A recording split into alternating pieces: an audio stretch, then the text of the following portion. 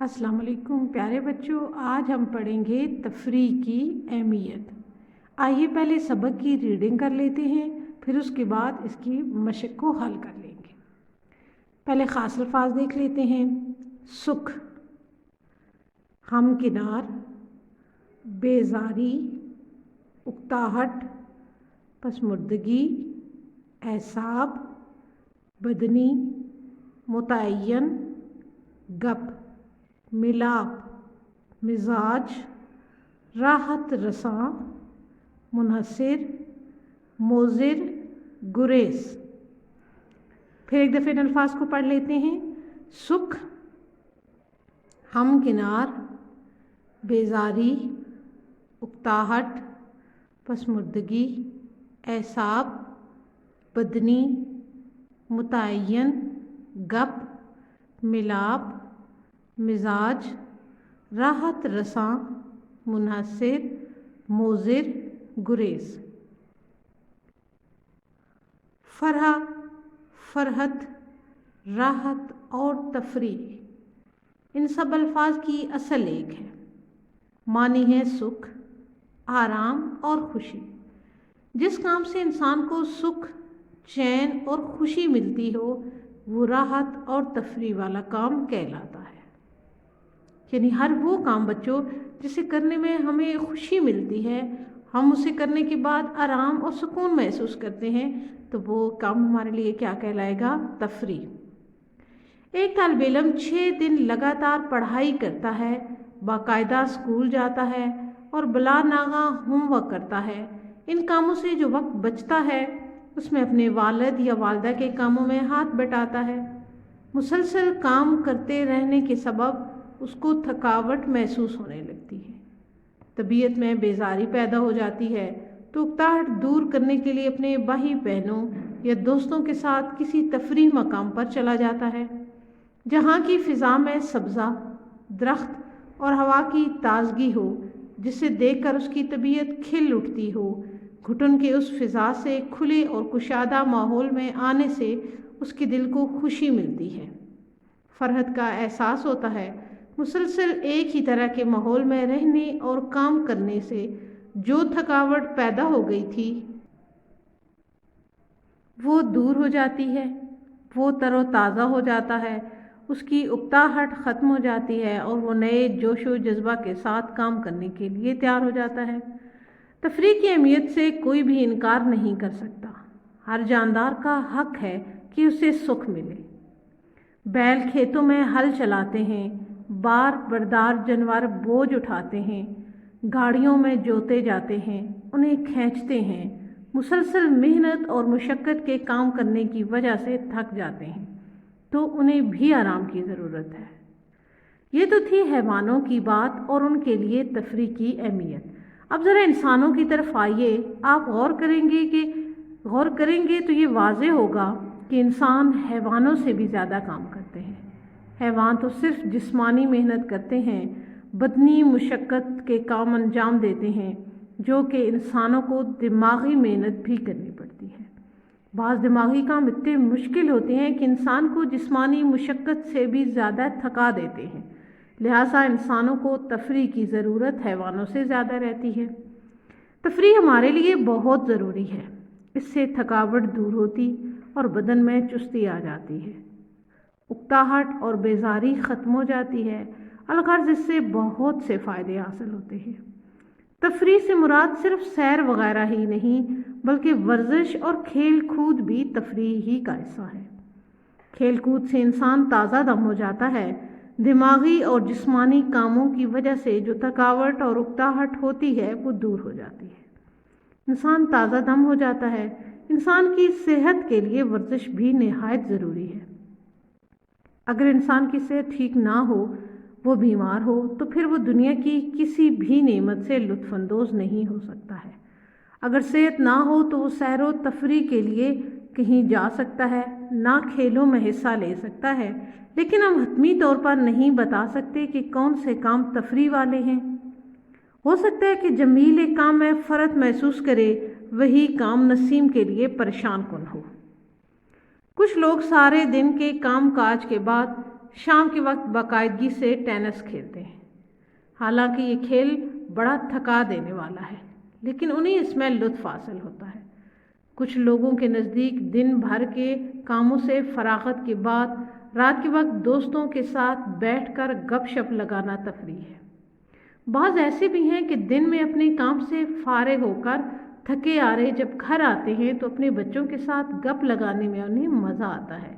ان کے ساتھ کھیل کود میں شریک ہونا ہی ان کے نزدیک سب سے بڑی تفریح ہے۔ صحت افزا پہاڑی مقامات پر گرمیوں کے کچھ دن گزارنے میں بھی بہت سوں کے نزدیک زبردست تفریح ہے۔ ایسے بھی بہت ہیں جو برف باری کے انتہائی سرد موسم میں پہاڑوں کی سیر کرنے نکل کھڑے ہوتے ہیں، کیونکہ ان کے نزدیک ان کی خوشی اسی میں ہوتی ہے۔ کچھ تنہائی پسند اور میل ملاپ سے گریز کرنے والے لوگ بھی ہیں جنہیں گھر سے باہر نکلنا اچھا نہیں لگتا۔ وہ کالج، اسکول یا دفتر وغیرہ سے واپس آنے کے بعد گھر میں رہتے اور مطالعے سے دل بہلاتے ہیں۔ یہ ہر آدمی کی مزاج اور ذوق پر منحصر ہے کہ کس کے لیے کون سی بات فرحت بخش ہے، لیکن اتنی بات طے ہے کہ تفریح صحت کے لیے بہت ضروری ہے۔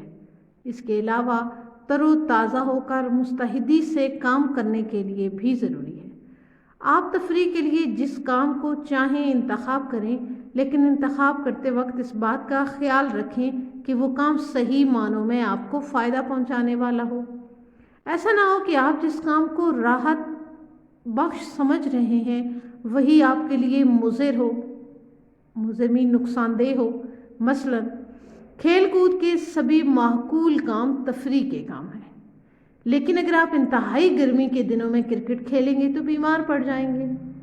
اسی طرح دور دراز کے کسی پہاڑی مقام کی سیر سے بھی تفریح مقصد حاصل ہوتا ہے، لیکن آپ کے پاس اس سفر کے اخراجات پورے کرنے کے لیے پیسے نہ ہوں تو پھر قرض لینا پڑے گا۔ ایسی تفریح آپ کے لیے بعد میں پریشانی کا سبب بنے گی۔ اس طرح سے ہمارا لیسن مکمل ہو گیا، ہم نے ریڈنگ مکمل کر لی ہے۔ آئیے اب اس کی مشق بھی حل کر لیتے ہیں۔ اگر آپ نے میرے ساتھ غور سے ہی سارا سبق پڑھ لیا ہے تو پھر اس کی مشق کو حل کرنے میں کسی قسم کی دشواری محسوس نہیں ہوگی۔ کوشچن نمبر 1 دیکھ لیتے ہیں۔ سبق تفریح کی اہمیت کے مطابق درج ذیل سوالات کے مختصر جواب لکھیں۔ پہلا کوشچن دیکھیں، تفریح کے کیا معنی ہیں؟ آئیے بچوں پیچھے بک میں جا کے میں آپ کو نشان لگوا دیتی ہوں لیسن کے اندر ہی، تاکہ نیکسٹ ٹائم بھی جب آپ اس کو پڑھیں تو آپ کے لیے آسانی ہو جائے۔ پہلے پیج پہ بچوں آپ کو اس کا آنسر مل جائے گا۔ پہلے پیج پہ پہلی لائن میں دیکھیں، تفریح کے معنی ہیں سکھ، آرام اور خوشی۔ کیا معنی ہے تفریح کے؟ سکھ، آرام اور خوشی۔ اس کا آنسر بچوں پہلے پیراگراف میں دیکھیں، نچلی لائنوں پہ، طبیعت کھل اٹھتی ہے، دل کو خوشی ملتی ہے، فرحت کا احساس ہوتا ہے۔ ٹھیک ہے، کھلی فضا میں آنے سے طبیعت کھل اٹھتی ہے، دل کو خوشی ملتی ہے، فرحت کا احساس ہوتا ہے۔ اگلا کوشچن ہمارا، مسلسل کام کرتے رہنے کا کیا اثر ہوتا ہے؟ مسلسل کام کرتے رہنے کا کیا اثر ہوتا ہے؟ یہ دیکھیے سوال نمبر 3 کا آنسر ہے، مسلسل کام کرتے رہنے کے سبب تھکاوٹ محسوس ہونے لگتی ہے، طبیعت میں بیزاری پیدا ہوتی ہے۔ پہلا کوشچن ہے، تفریح کے کیا معنی ہیں؟ تفریح کے معنی سکھ، آرام اور خوشی ہیں۔ دوسرا کوشچن دیکھیں، کھلی فضا میں جانے سے کیا ہوتا ہے؟ اس کا آنسر ہوگا، طبیعت کھل اٹھتی ہے، فرحت کا احساس ہوتا ہے۔ طبیعت کھل اٹھتی ہے، فرحت کا احساس ہوتا ہے۔ اگلا کوشچن ہے، مسلسل کام کرتے رہنے کا کیا اثر ہوتا ہے؟ اس کا آنسر ہے، تھکاوٹ، بیزاری اور اکتاہٹ پیدا ہوتی ہے۔ اگلا کوشچن ہے، حیوانوں سے بہت زیادہ کام لیں گے تو کیا ہوگا؟ وہ تھک جائیں گے۔ کیا آنسر ہوگا؟ وہ تھک جائیں گے۔ قرض لے کر تفریح کرنے کے کیا نتائج ہو سکتے ہیں؟ اس کا آنسر ہوگا، قرض لے کر تفریح کرنا بعد میں پریشانی کا سبب بنتا ہے۔ कर्ज लेकर तफरी करना बाद में परेशानी का सबब बनता है। क्वेश्चन नंबर 2 देखें। सबक तफरी की अहमियत के मुताबिक दुरुस्त जवाब की निशानदेही टिक से करें।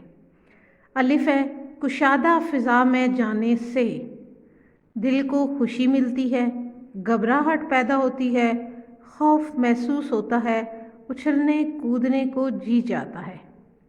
जी, तो दुरुस्त ऑप्शन क्या होगा? दिल को खुशी मिलती है। बे ऑप्शन, बे वाला सेंटेंस है जी हमारे पास, कोई तफरी काम करने से बड़ी थकावट हो जाती है, परेशानी होती है, खुशी मिलती है, उकताहट पैदा होती है। तो दुरुस्त ऑप्शन होगा खुशी मिलती है। कोई तफरी काम करने से खुशी मिलती है।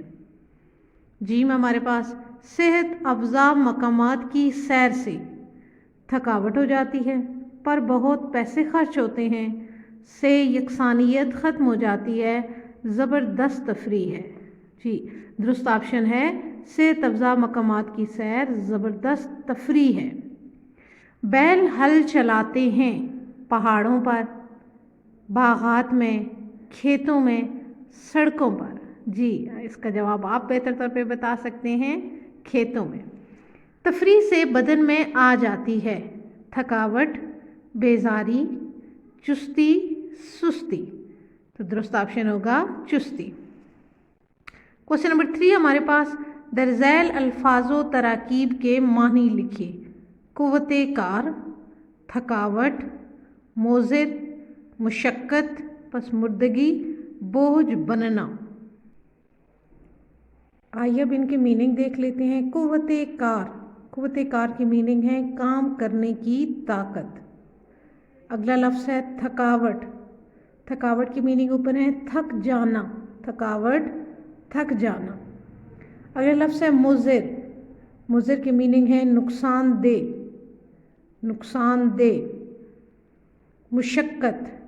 मुशक्क़त की मीनिंग है सख्त मेहनत। पसमुर्दगी, इसकी मीनिंग है निढाल होना, मुरझा जाना। बोझ बनना, इसकी मीनिंग है तकलीफ़ का सबब बनना। क्वेश्चन नंबर 4 हमारे पास, दरज़ैल अल्फाज की जमा लिखें। लफ्ज़ है हमारे पास लफ्ज़, मोहनी, एहसास, वक्त, हैवान, मौका, मुश्किल, यौम, हक। आइए वाहिद के जमा देख लेते हैं। लफ्ज़ की जमा होगी अल्फाज, वक्त, औकात, वक्त की जमा औकात, मुश्किलात, महनी, मुआनी, हैवान, हैवानात, यौम, अय्याम,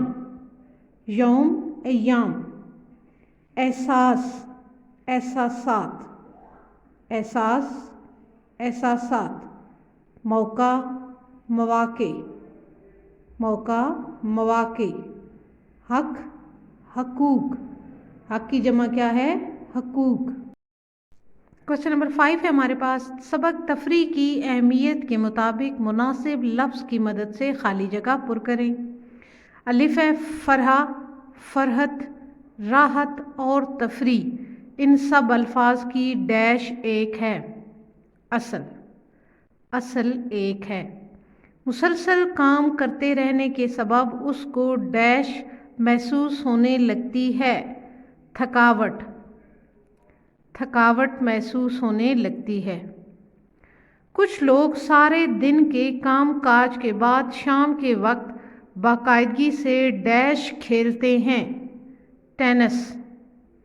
टेनिस खेलते हैं। ये मिजाज और ज़ौक़ पर डैश है कि एक शख्स के लिए कौन सी बात फ़रत बख्श है, मुनहसिर।